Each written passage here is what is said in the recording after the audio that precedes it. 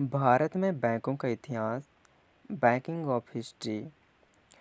आज हम banking awareness के बहुत ही महत्वपूर्ण टॉपिक्स की शुरुआत करने जा रहे हैं, यानी कि भारत में बैंकों का इतिहास, यानी कि history of banking in India. Banking exam में जैसे एसबीआई, आईबीपीएस, आरआरबी, आरबीआई और नाबार्ड और अन्य गवर्नमेंट एग्जाम में बैंकिंग हिस्ट्री से सीधे फैक्चुअल क्वेश्चन पूछे जाते हैं। इसलिए हम बैंकिंग के इतिहास को एक पूरी टाइमलाइन के रूप में समझेंगे ताकि आपको डेट्स और इवेंट्स याद रखने में आसानी हो सके। सबसे पहले हम बात करते हैं भारत में पहला आधुनिक बैंक। भारत में आधुनिक बैंकिंग की शुरुआत 18वीं शताब्दी से मानी जाती है, यानी कि प्रमुख प्रारंभिक बैंक था बैंक ऑफ हिंदुस्तान, यानी कि 1770 में इसे भारत के शुरुआती आधुनिक बैंकों में से एक माना जाता है। यानी कि जब हम पॉइंट्स की बात करें तो भारत में पहला मॉडल बैंक कौन सा था, तो ये है बैंक ऑफ हिंदुस्तान। सेकंड अब बात करते हैं प्रेसिडेंसी बैंक। अब बात है बैंकिंग हिस्ट्री के बहुत इम्पोर्टेंट महत्वपूर्ण चरण पर, जिसमें प्रेसिडेंसी बैंक था। ब्रिटिश काल में 3 प्रमुख प्रेसिडेंसी बैंक स्थापित किए गए थे, जिसमें पहला है बैंक ऑफ बंगाल 1806 में, सेकंड आता है बैंक ऑफ बॉम्बे 1840 में और तीसरा आता है बैंक ऑफ मद्रास 1843 में। इन तीनों बैंकों ने भारत की बैंकिंग व्यवस्था में विकास में महत्वपूर्ण भूमिका निभाई। यानी कि याद रखने का एक ट्रिक है BBM, यानी कि बंगाल, बॉम्बे और मद्रास। तीसरा आता है इम्पीरियल बैंक ऑफ इंडिया। जब बैंकिंग हिस्ट्री में एक बड़ा बदलाव आया जब वर्ष 1921 में तीनों प्रेसिडेंसी बैंकों को मिलाकर बनाया गया, यानी कि इम्पीरियल बैंक ऑफ इंडिया, अर्थात Bank of Bengal plus Bank of Bombay plus Bank of Madras, इन तीनों बैंकों को मिलाकर एक इम्पीरियल बैंक ऑफ इंडिया 1921 में यह भारत का एक महत्वपूर्ण कमर्शियल बैंक बना। फिर आता है चौथा आरबीआई की स्थापना। अब आता है बैंक हिस्ट्री के सबसे महत्वपूर्ण पड़ाव, रिजर्व बैंक ऑफ इंडिया, यानी कि आरबीआई। आरबीआई की स्थापना 1 अप्रैल 1935 को हुई थी और यह रिजर्व बैंक ऑफ जो इंडिया एक्ट 1934 के तहत हुई थी। शुरुआत में आरबीआई का सेंट्रल ऑफिस कोलकाता में था। बाद में इसे 1937 में आरबीआई का सेंट्रल ऑफिस मुंबई में स्थानांतरित कर दिया गया। इम्पोर्टेंट फैक्ट्स की बात करें तो जो आरबीआई एस्टेब्लिशन 1935 में हुआ था आरबीआई एक्ट 1934 के तहत, और इसका इंडियल सेंट्रल ऑफिस कोलकाता में था और परमानेंट सेंट्रल ऑफिस अब मुंबई में कर दिया गया है। पांचवा आता है आरबीआई का राष्ट्रीयकरण। तो आरबीआई की स्थापना के समय एक प्राइवेट शेयर होल्डर बैंक था, लेकिन बाद में इसे राष्ट्रीयकृत कर दिया गया। आरबीआई नेशनलाइजेशन 1 जनवरी 1949, यानी कि इस दिन आरबीआई का राष्ट्रीयकरण हुआ था। एग्जाम में अक्सर पूछा जाता है कि आरबीआई का राष्ट्रीयकरण कब हुआ था, तो गाइस आंसर है 1 जनवरी 1949 को। छठवां आता है इम्पीरियल बैंक, यानी कि स्टेट बैंक ऑफ इंडिया। अब वापस आते हैं इम्पीरियल बैंक पर, यानी कि भारत की जो स्वतंत्रता के बाद जो बैंकिंग सिस्टम को और मजबूत बनाने की आवश्यकता महसूस हुई। इसके बाद स्टेट बैंक ऑफ इंडिया जो एक्ट था 1955, इसके माध्यम से इम्पीरियल बैंक ऑफ इंडिया को बदलकर बनाया गया।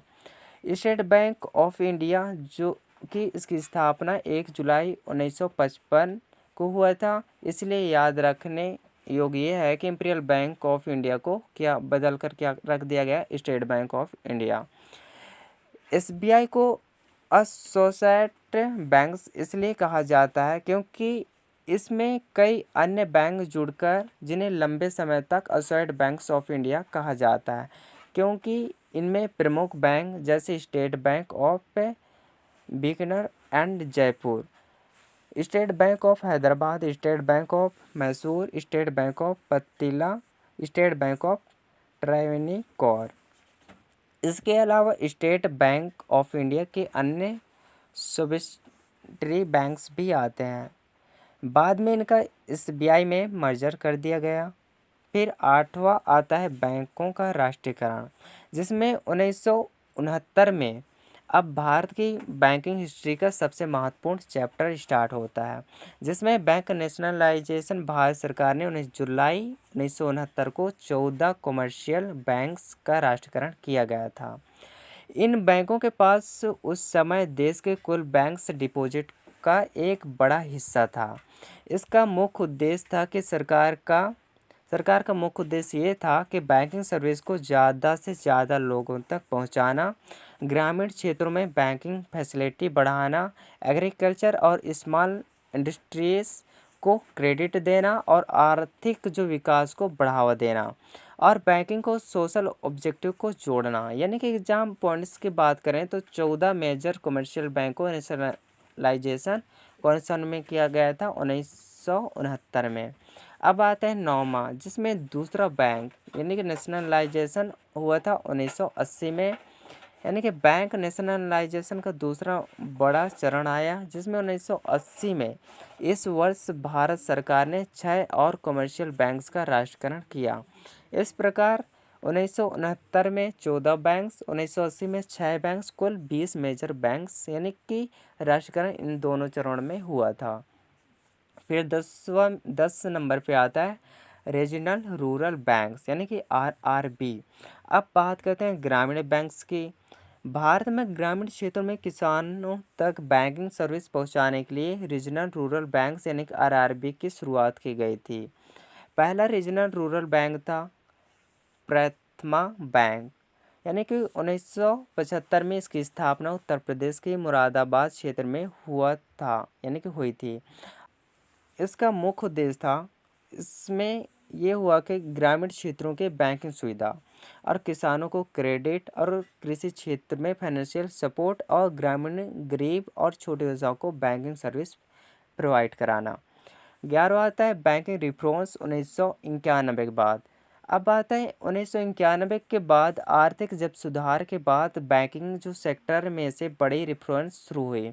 इसी पीरियड में जो बैंकिंग सेक्टर की स्पेंसी जो कंपटीशन और फाइनेंशियल स्टेबिलिटी बढ़ाने पर जोर दिया गया।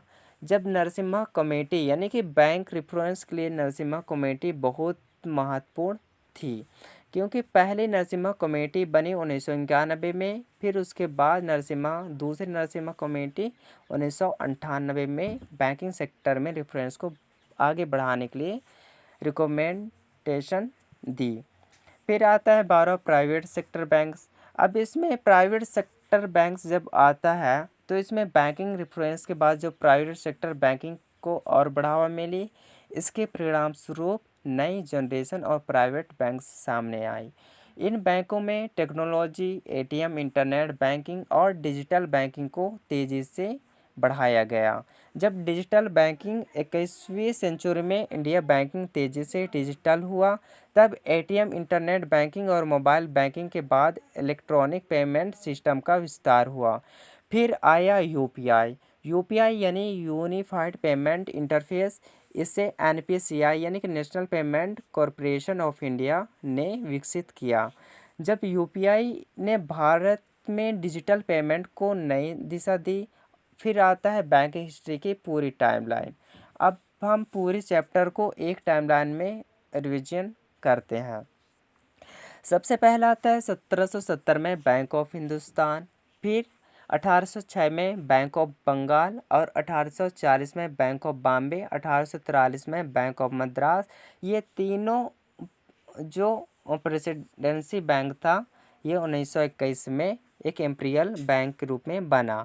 फिर आता है 1935 में RBI की स्थापना हुआ था और 1949 में RBI का राष्ट्रीयकरण किया गया था।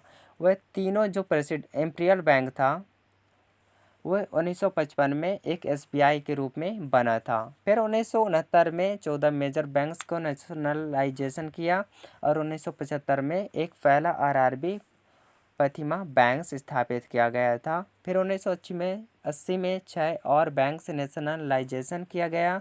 फिर उसके बाद 1991 में नरसिम्हा कमेटी बैंक्स रिफॉर्म्स किया गया था। सेकेंड नरसिम्हा कमेटी 1998 में किया गया था।